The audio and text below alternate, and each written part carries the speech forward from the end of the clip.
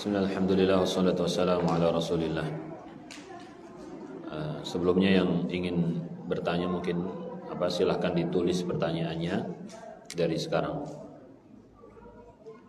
Yang ada pertanyaan secara tertulis bisa ditulis dan diserahkan dari sekarang.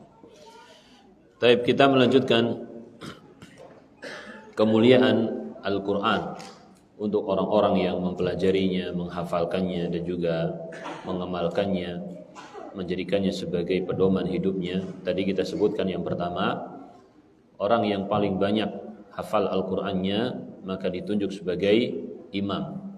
Yang dimaksud dengan imam di sini adalah imam tetap ya, imam rawatib.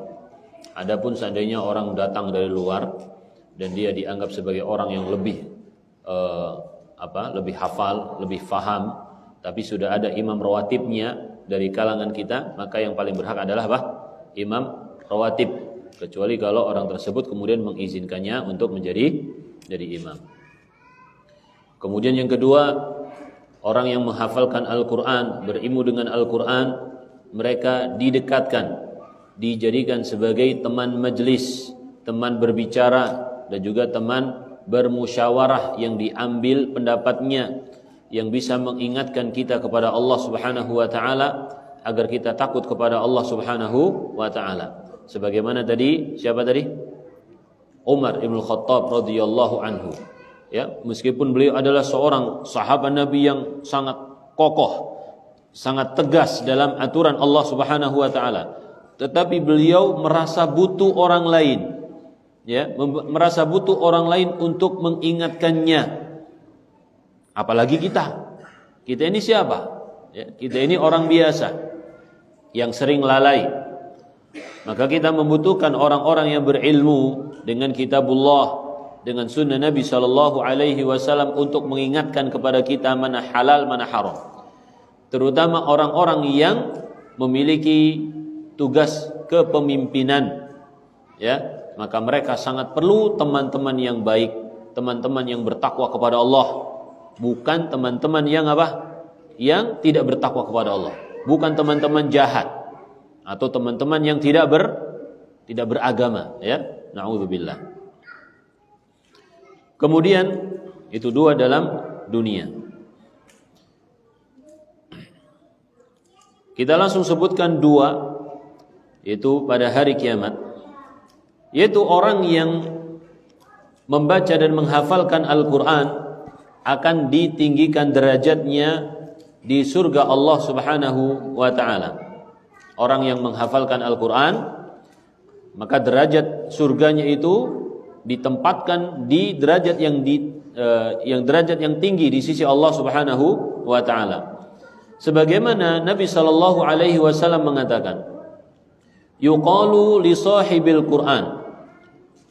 Sahibul Qur'an akan dikatakan kepadanya, Iqra wartaqi warattil kama kunta turattil fid dunya. Bacalah dan naiklah, ya. Menunjukkan bahwasanya surga itu semakin tinggi, semakin baik dia. Semakin tinggi, semakin utama. Bacalah dan naiklah. Dan bacalah dengan tartil, sebagaimana kamu dulu membacanya dengan tartil di dunia. Fa inna manzilaka atau manzilataka akhir ayatin taqra'uha. Sesungguhnya kedudukanmu atau tempat tinggalmu itu adalah akhir ayat yang kamu baca. Disebutkan sahibul Quran. Ada yang mengatakan sahibul Quran adalah orang yang rajin membaca Al-Quran dan mengamalkannya meskipun dia tidak hafal. Tapi dia rajin membacanya, dibaca terus Al-Quran, dipelajari isinya, dan dia mengamalkan Al-Quran. Dan tidak termasuk orang yang membaca tapi tidak mengamalkan Al-Quran. Ya, maka kita tanya diri kita nih, kita termasuk orang yang baca Al-Quran enggak? Kita termasuk orang yang mengamalkan Al-Quran enggak? Ya, jangan sampai baca juga enggak, mengamalkan juga enggak, kan gitu ya? Dua-duanya enggak, na'udzubillah. Ya. Jadi sahibul Quran. Ada juga yang mengatakan bahwasanya sahibul Quran adalah orang yang menghafalkan Al-Quran dan juga mengamalkan Al-Quran Jadi tidak cukup hanya menghafalkan saja, tapi kemudian larangan dan perintahnya diabaikan. Ya, jadi kita jamaah melakukan Allah Subhanahu Wa Taala diingatkan oleh para ulama supaya kita mempelajari dan mengamalkan Al-Quran. Sebagaimana disebutkan di dalam Tuhfatul Ahwadhi, Sahibul Quran ay man yulazimuhu bitilawati wal amali la man yaqra'uhu wa la ya'malu bihi, yaitu orang yang terus membaca Al-Quran dan mengamalkannya, bukan orang yang hanya membacanya tapi dia tidak apa? Mengamalkannya.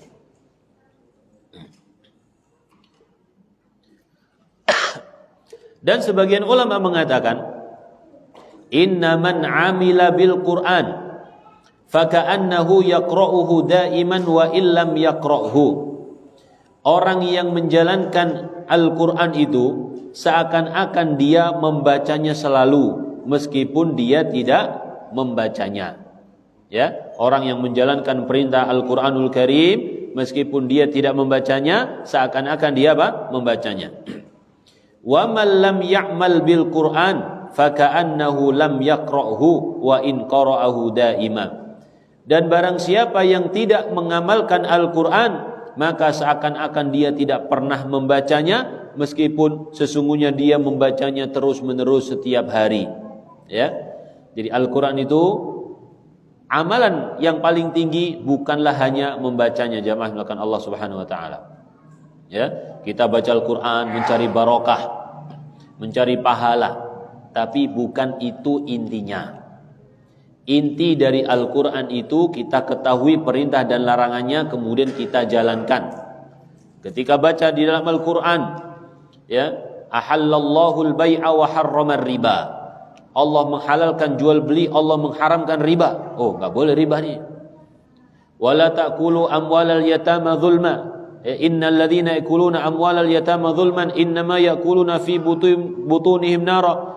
Orang yang makan harta anak yatim secara zalim berarti dia makan api neraka. Waduh, enggak boleh berarti makan harta anak yatim. Dan lain sebagainya, ya. Jadi Al-Qur'an itu kita baca, kemudian kita lihat perintah-perintah Allah Subhanahu wa taala dan juga larangannya. Jadi bukan cuma dibaca sudah hatam berapa kali. Bagus memang hatam berapa kali, ya, kita bagi Al-Quran itu mungkin jadi 1 bulan hatam, ya, atau 2 bulan hatam, atau setengah bulan, jadi 1 bulan 2 kali hatam. Itu Masya Allah bagus sekali, ya. Karena apa? Seseorang akan menyibukkan dirinya dengan Al-Quranul Karim daripada menyibukkan dengan hal-hal yang tidak berguna. Tetapi akan lebih baik lagi kalau kesibukannya dengan Al-Quran itu dibarengi dengan apa? Memahami dan juga mengamalkannya. Baik. Jadi tadi orang yang menghafalkan Al-Quran, orang yang menghafalkan Al-Quran akan ditinggikan derajatnya di surga Allah Subhanahu wa taala. Dan juga disebutkan di situ, ya, ini dalam Aunul Ma'bud, ya. Afwan tadi keliru. Wa yu'khadhu minal hadithi annahu la yanalu hadha ath-thawab al-'azam illa man hafizal Qur'ana wa atqana ada'ahu wa qira'atahu kama yanbaghi lahu. Dan diambil dari hadis ini bahwasanya tidak ada yang mengambil pahala yang paling besar kecuali orang yang menghafalkan Al-Quran, menjaga Al-Quran dan menguatkannya dalam hal bacaan, ya, sebagaimana yang diajarkan, sebagaimana yang sepatutnya, ya. Jadi kita diperintahkan untuk mempelajari Al-Quranul Karim. Ada sebagian orang merasa berat, merasa malas, dia enggan untuk belajar Al-Quran. Karena apa? Karena dia pernah belajar, anak pernah dulu ikut halaqah fulan, ustadz fulan, tapi anak gak lancar-lancar. Pindah lagi ke ustadz fulan, gak lancar-lancar juga. Pindah lagi, jadi dia itu sudah mencoba beberapa guru gitu, ya, berusaha belajar Al-Quran tapi belum lancar juga. Akhirnya ya sudah malas gitu. nggak mau belajar Al-Quran lagi. Ini bagaimana ini? Jangan seperti itu. Ya, jadi usaha kita di dalam belajar membaca Al-Quran adalah usaha untuk mencapai ridho Allah Subhanahu wa Ta'ala. Kalau kita berhenti, berarti kita berhenti dari mendapatkan keutamaan dari Allah Subhanahu wa Ta'ala. Tapi kalau kita terus berusaha, Allah Subhanahu wa Ta'ala mengetahui sebesar apa usaha kita untuk mendapatkan Al-Quran ini. Bisa saja kita akan diberikan keistimewaan sebagaimana orang yang tadi kita sebutkan, ditinggikan derajatnya. Meskipun kita nggak sampai, kita baca aja terbata-bata, apalagi ngafal Al-Quran. Tapi ketika Allah mengetahui kesungguhan kita dalam mempelajari Al-Quran, insya Allah Allah Subhanahu wa Ta'ala akan menempatkan kita sebagaimana orang-orang yang ahli di dalam Al-Quranul Karim. Dan juga satu lagi ya, keutamaan di akhirat, yaitu Allah Subhanahu wa Ta'ala memberikan dua pakaian yang terbaik dan juga mahkota yang tidak bisa dinilai dengan dunia dan seisinya. Karena dunia dan seisinya itu ditempati hanya sementara, sirna, nyarinya susah, ngerawatnya susah, ya, kemudian menjaganya juga susah, Pak. Sudah susah payah, kita akan meninggalkannya. Tapi kalau surga enggak, mendapatkannya mudah, enggak pakai perawatan-perawatan, dan juga dia senantiasa indah, dan terus-menerus kita akan bisa mendapatkannya. Milih mana kira-kira? Ya, milih nikmat surga. Wal akhiratu khairul laka minal ula. Ya. Akhirat itu lebih utama daripada dunia. Nabi sallallahu alaihi wasallam mengatakan, "Man qara'al Qur'an wa ta'allamahu wa 'amila bihi." Barang siapa yang membaca Al-Qur'an dan dia mempelajarinya dan mengamalkannya,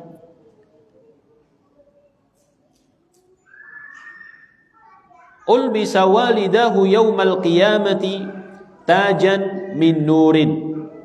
Maka kedua orang tuanya nanti diberikan yaitu mahkota yang terbuat dari cahaya. Daw'uhu mithlu daw'i syamsi. Cahayanya seperti cahaya matahari. Wa yuksa walidahu hullataini la tuqawwamu bihima dunya. Dan juga kedua orang tuanya akan dikenakan pakaian perhiasan. Jadi bukan pakaian biasa, pakaian compang-camping apalagi, bukan ya. Pakaian kerja juga bukan, tapi pakaian yang bagus, kehormatan dari Allah Subhanahu wa Ta'ala untuk orang tua ini. Dikasih mahkota dan dikasihkan baju yang apa? Yang istimewa. Maka kedua orang tua ini mengatakan apa? Bima kusina. Karena apa kita ini diberi pakaian seperti ini? Ya, diberikan perhiasan seperti ini. Fayuqalu bi akhdhi waladikumal Qur'an. Karena anakmu mengambil Al-Qur'an. Yang dimaksud dengan mengambil Al-Qur'an dijelaskan dalam lafaz sebelumnya tadi, yaitu membaca Al-Qur'an, mempelajari isinya, dan juga mengamalkan kandungannya. Ya, maka orang tua kita semua jamaah yang melakukan Allah Subhanahu wa Ta'ala, kita hendaklah memberikan motivasi kepada anak-anak kita untuk mempelajari Al-Quranul Karim dan juga berpegang teguh dengan Al-Quran dan mengamalkan dalam kehidupan sehari-hari. Seandainya anak-anak kita tidak bisa mencapai sebagai seorang yang hafidh, penghafal Al-Quran, itu tidak mengapa. Yang penting dia memiliki loyalitas kepada Al-Quranul Karim. Dia bisa menggunakan sebagian atau bahkan kebanyakan hidupnya, waktunya bersama Al-Quranul Karim, membaca Al-Quran atau juga menghafalkan Al-Quran. Di mana sebagian anak-anak ya muda di zaman sekarang banyak menghabiskan waktunya untuk apa? Untuk bermain-main, untuk keluyuran, untuk hal-hal yang tidak berguna, untuk main game, untuk medsos, pacaran dan lain sebagainya. Maka kita berusaha anak-anak kita jaga. Anak kita adalah amanah dari Allah Subhanahu wa Ta'ala. Orang tua yang ingin mendapatkan anak yang soleh, anak yang bisa berpegang teguh dengan Al-Quranul Karim, menjalankan Al-Quranul Karim, ini bukan instan langsung seperti kita sulapan gitu, bukan ya. Tapi ini memerlukan apa? Waktu, memerlukan usaha dari orang tua. Ya. Maka kita berikan mereka pelajaran Al-Qur'anul Karim. Kita carikan tempat pendidikan dan juga guru-guru yang baik yang bisa mengajarkan mereka Al-Qur'an dan juga mengamalkan dalam kehidupan sehari-hari. Dan ada juga disebutkan dalam hadis bahwasanya yang diberikan mahkota itu adalah orang tersebut, orang yang mengamalkan Al-Qur'an. Dia yang diberikan mahkota. Adapun orang tuanya diberikan pakaian perhiasan. Dalam riwayat Imam Ahmad dan juga yang lainnya. Wallahu a'lam bishawab.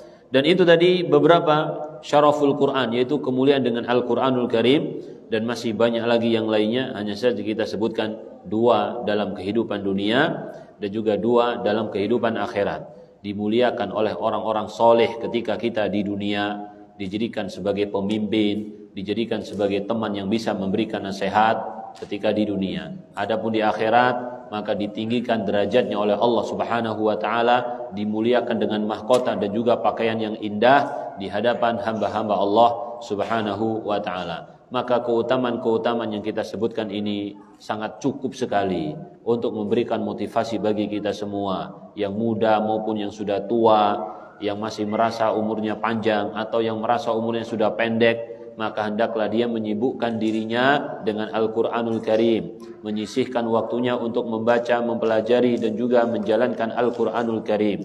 Para sahabat radhiyallahu anhum, cara mereka mempelajari Al-Qur'an, mengambil 10 ayat mereka pelajari dari Nabi sallallahu alaihi wasallam, dan mereka tidak beranjak ke 10 ayat yang lain sampai mereka memahami 10 ayat ini dan mengamalkan kandungannya. Ya, itu cara para sahabat radhiyallahu anhum dalam mempelajari dan mengamalkan Al-Qur'an. Ini cara yang paling indah, paling baik. Tidak ada cara yang lain yang lebih baik daripada cara sahabat radhiyallahu anhum. Mari kita coba ya bagaimana para sahabat radhiyallahu anhum mengoreksi diri mereka sendiri dengan Al-Qur'anul Karim. Wallahu a'lam bishawab. Ada pertanyaan silahkan. Ibu-ibu enggak ada pertanyaan, ibu-ibu.